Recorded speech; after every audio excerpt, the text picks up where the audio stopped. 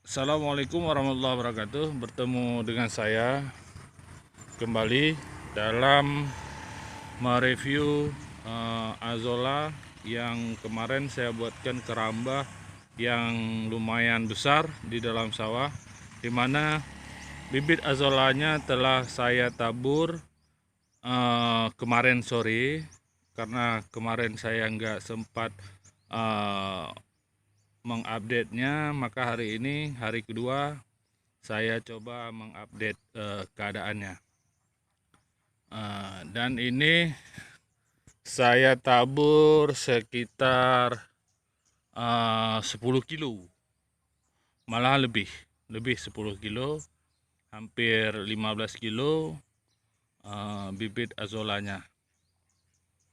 Oleh karena itu saya harapkan kepada seluruh peternak, khususnya yang ada di Aceh, cobalah pakan alternatif azolla, berhubung pakan pabrikan semakin hari semakin melambung harganya.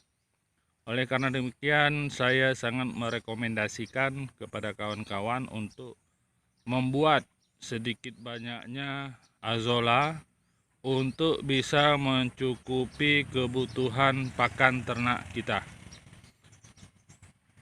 Oke, terima kasih atas dukungan, saran, dan kritiknya.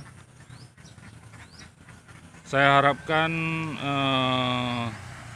video ini dapat membangkitkan semangat, motivasi rekan-rekan yang sedang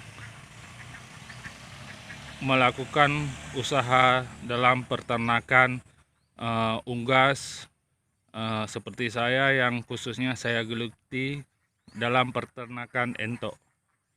Oke sahabat semua, cukup sekian